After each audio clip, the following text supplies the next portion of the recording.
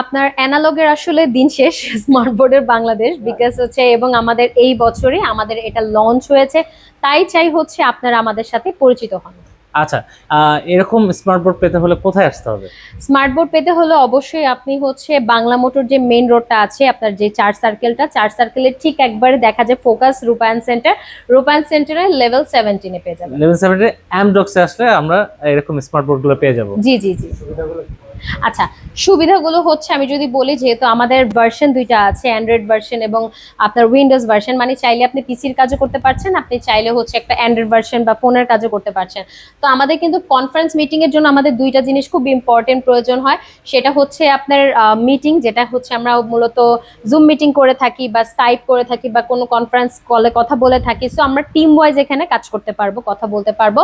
এবং আমাদের কিন্তু হোয়াইট বোর্ডটা খুব বেশি প্রয়োজন হয়। ইভেন আপনার প্রজেক্টরের ক্ষেত্রে আপনার হোয়াইট বোর্ড প্রয়োজন হয়, আমাদের ব্যাকগ্রাউন্ডের প্রয়োজন হয়।